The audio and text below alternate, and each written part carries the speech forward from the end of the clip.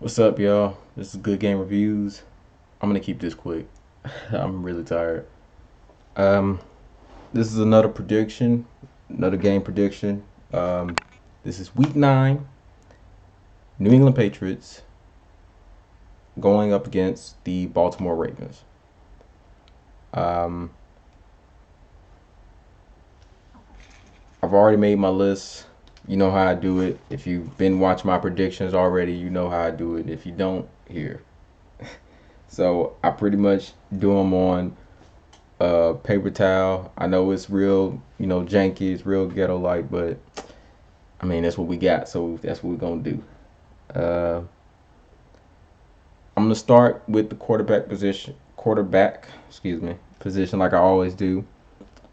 Um, and I'm gonna go ahead and give this one to the Ravens. Reason why is because the Ravens, Lamar Jackson, in terms of passing, Tom Brady. He beats him. He beats him in terms of passing. Tom Brady has more passing yards. He has more passing touchdowns. He has less interceptions. He has a better passer rating. Doesn't have a better QBR, but in terms of like all that other stuff, all the other passing categories, he has the edge on Lamar in that, and that's no question. Um, I wanted to factor in just the overall just package in terms of what the quarterback can bring. Lamar Jackson has far more rushing yards than Tom Brady. We all know he's more athletic than Tom Brady. He's pretty much the most athletic QB in the league right now, just in terms of just his ability to move and to scramble and all that. He like when he gets gone, he gets gone. Um, but factoring all that in, I went ahead and gave it to Lamar. In terms of rushing touchdowns, funny, they both have the same amount of rushing touchdowns. Tom Brady has three, Lamar Jackson has three. The only difference is Lamar Jackson, he kind of takes off for those touchdowns, but Tom Brady, all of his touchdowns have come, via QB sneak. A touchdown's a touchdown, but like, yeah. But just in terms of just overall production in both the passing and the running game, Lamar kind of has that advantage to his name. So I just went ahead and gave it to him, just because he just in terms of just that he seemed to produce more. Uh, the running game, I went ahead and gave that to the Baltimore Ravens also. Well, I didn't just give it to them. They pretty much they got it for a reason, and the reason is the running backs are able to accumulate more yards. One, they're able to average more in terms of yards per game. So it's pretty simple. You can go and look at the numbers if you want. But the running backs, Ingram and Edwards, they're able to produce more on the ground than Sony and James are. Now, in terms of versatility, Mark Ingram has a bit of versatility in him. He can both run and he can both catch. We're often used to seeing him run more than he is catching, but he has the ability, and he can do it. He can do it pretty well. Um, Edwards, but he's still a really good back to have in the backfield. I just went ahead and said, based on the numbers that they given, go ahead and give it to the Baltimore Ravens on that end. In terms of wide receivers, though, that's where we get into what I think this battle is really going to look like. I feel like this isn't going to be running game versus running game. This is going to be battle through the air, because the Patriots are going to do whatever they got to do to shut down the Baltimore's running game, and they're probably not going to have too much of a trouble keeping the Patriots running game quiet, because it's been quiet through a couple of the games already. They haven't really broke out, and had like a really big running game. So I don't really think the running game is going to be a factor on either side to me. But I feel like this is going to be a battle through the air. Um, Wide receivers, the Patriots obviously have the advantage. They've scored more through the air. All the receivers.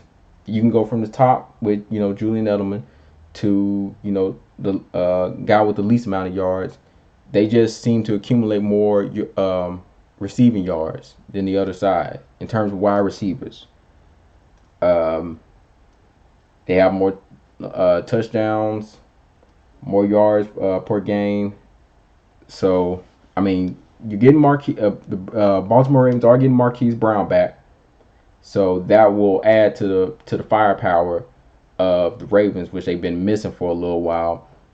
But in reverse, the Patriots also potentially we don't know yet because we're not going to know until like probably 90 minutes before the game starts. So, but potentially the Patriots have N'Keal Harry coming back, their first round draft pick. Um, and if you follow the Patriots, you saw a little bit of what he could do in that first preseason game, even though he was in there for like a very minimum amount of time. He looked really good. And if you hear what, what the other Patriots cornerbacks say, like Stephon Gilmore, J.C. Jackson, they all talk about how it is hard to keep him from catching the ball because he's just going to catch it no matter, how tightly you're guarding him. And he's an athletic freak. So I look forward to that. I look forward to seeing what N'Keal Harry can do. Um, he I predict that he will have a bigger impact in this game than a lot of people think because a lot of people thought that Mohamed Sanu would have a bigger impact than he did. I was like, no, they're probably going to give him a few plays. That's pretty much it. But I feel like N'Keal Harry, they're going to give him a few plays, but I feel he's going to be able to do a lot more with those few plays than Mohamed Sanu was able to do against the Browns. So that's my prediction. I feel like he's going to have a pretty decent game uh, Sunday. Tight end, go ahead and give that to Baltimore because Mark Andrews. I mean, he came on the scene balling, and just their overall tight end room looks way better than the Patriots tight end room. We are one Ben Watson away accident. Knock on wood. But if anything happens to Ben Watson, that's pretty much a wrap for the Patriots tight end room because Lacoste cannot stay healthy. He has not produced a lot. Izzo, kind of in the same boat. He's pretty much like the next guy after Watson. So if anything happened to Watson, Izzo is your main guy, and I don't think people are confident in Izzo being their main guy. So go ahead and give it to Baltimore in terms of tight ends. O-line, I split the O-line in half. Only reason because the Baltimore Ravens are better in terms of run blocking. They're better in terms of run blocking for sure. But on the flip side, the Patriots are better in terms of pass blocking. So, I mean, it was kind of hard for me to decide. I looked at the list. When you looked at one side, one was ranked higher than the other, but like by a few steps. The other side ranked a little higher than the other by a few steps. So it was kind of hard for me to decide. I just went ahead and split that in half based on what I saw. Defensive ends. This is where we kind of get into kind of like a landslide kind of, thing because I'm going to go ahead and say it. Defensive end, defensive line, linebacker, cornerback, safety, all of these positions the Patriots dominate in. If it's one side having more interceptions than the other, the Patriots have that. You can go and look at the individual players, match them up, match up the best cornerback that the Ravens have with the best cornerback that the Patriots have, or the next best guy. Match up the best safety that the Ravens have, which I think everybody would agree is a oh man, excuse me. What I think everybody would agree is Earl Thomas.